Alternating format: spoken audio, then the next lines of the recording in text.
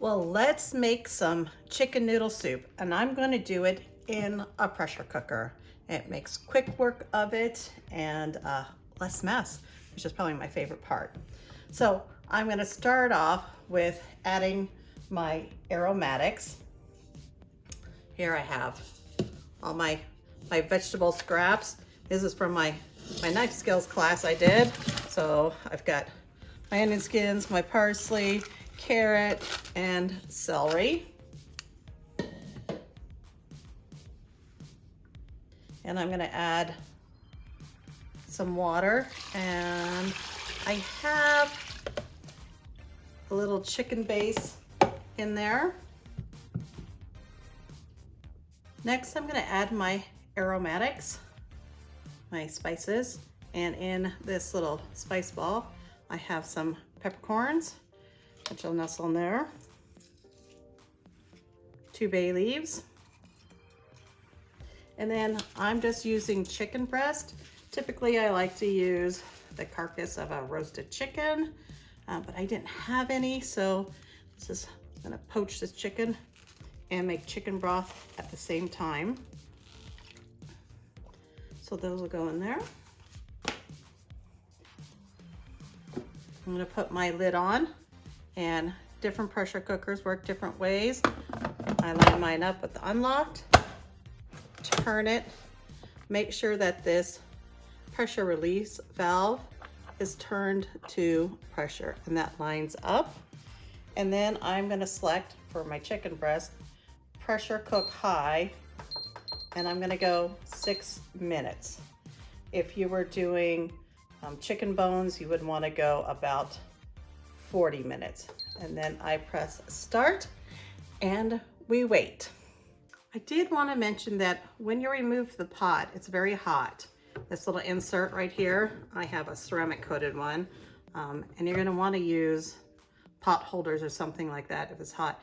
If you have the newest Instapot, it actually has little built-in handles, a feature I really like, but well, I'm not gonna go buy a new one now. So for now, I'm gonna use my pot holders, and back in a moment. For the next part of our chicken soup, I've placed my insert back in, and I put my Instapot pressure cooker onto saute. And it's heating up right now, so I'm gonna add a couple tablespoons of neutral oil. This could be like a light olive oil, canola oil, grapeseed oil. There we go.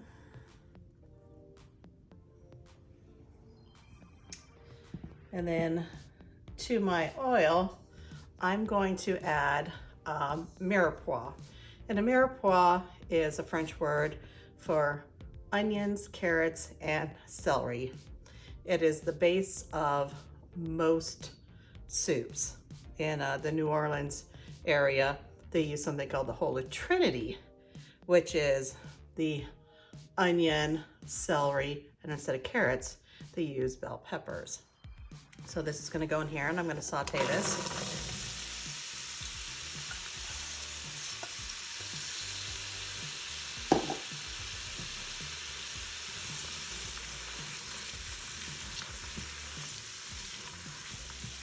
And while that is sauteing, I'm going to add some kosher salt, a little over a teaspoon.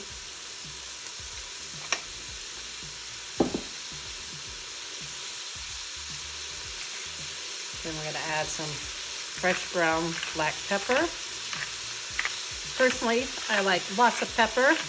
But if you're working with little ones or people sensitive to pepper, you can use or less, however you like it. You see that's in there. This is going to take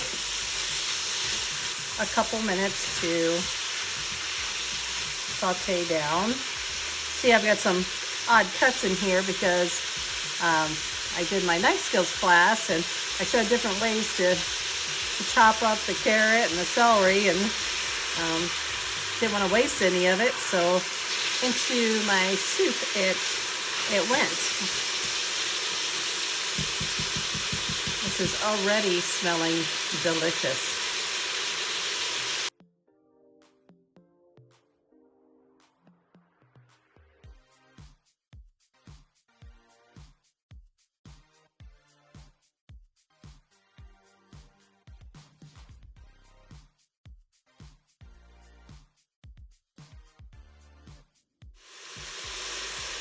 Okay, it's been a couple minutes and you can see that the onions are starting to get translucent.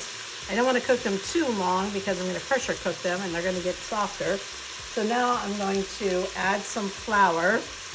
And this is going to help thicken up our soup. I'm going to make a little roux. Now, if you have somebody that is gluten intolerant, you totally can skip this step. And then you can substitute gluten-free pasta, which I recommend actually just cooking on the side and not in the pressure cooker because it's a lot more delicate, or using rice, or maybe even cauliflower rice, or you could just skip the carbs altogether and use a vegetable, more vegetables, and just make it a chicken vegetable soup. And I would just pressure cook that like 5 more minutes too. Doesn't take long. And I'm going to cook this flour for about a minute on the saute setting. It's okay, there's a little sticking to the bottom because that'll release once I add my broth back in. And the reason why we cook the flour for at least a minute is to get that kind of fresh flour taste out. It tends to taste gloopy, I guess. Yeah, raw. It's hard to describe, but you need to cook the flour in order to get that sort of raw flour taste out. It doesn't take long, so just about a minute. And you want to stir this fairly frequently. I'm getting a little browning down there, which is just going to add a little more flavor. We want browning, but we don't want burnt. Okay, so now I'm going to add my chicken broth in here. Add a little bit, and then scrape up the bottom. It looks pretty thick already. And it's going to continue to thicken, but we don't want it to be too thick, so let's add the rest of our chicken broth.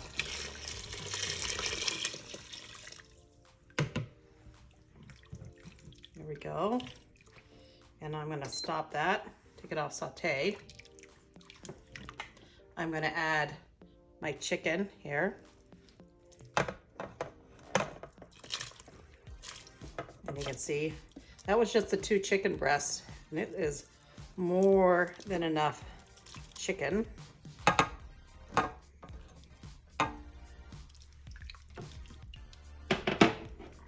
That's looking pretty good.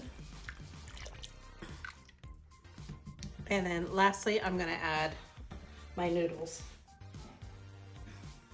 So I have fresh frozen noodles. This brand is called Grandma's. You can find it in the freezer section. I got this at Albertsons. The other brand that I like to use is Reams, and they are also in the freezer section, and you can use those straight from frozen. These need to be thawed, but it only takes about 30 minutes to thaw. So back in that goes. I'm going to give it a stir.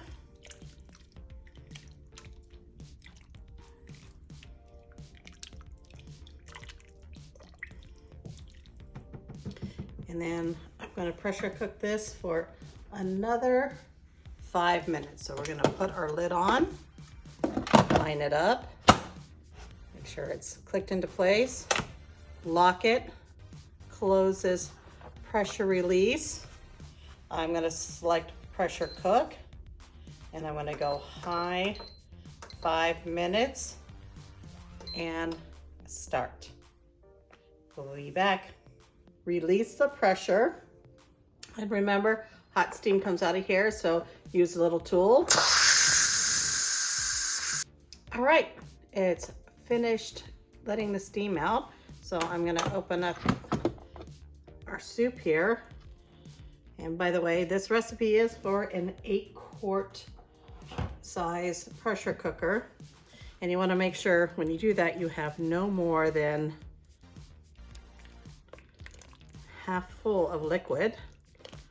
And we can see, oh man, this looks amazing, doesn't it? So the noodles are slightly underdone, which is perfect because I am going to switch my pressure cooker to simmer. Simmer, start. And then I'm gonna add, you could add cream, you could add milk. I'm gonna add some evaporated milk in here because I love creamy chicken noodle soup. I'm gonna add some fresh parsley.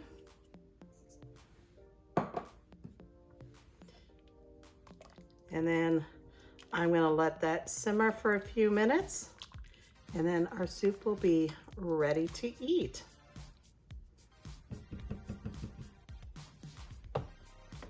Okay, well, we've been simmering for a few minutes now. Doesn't that look amazing? Look at that, creamy.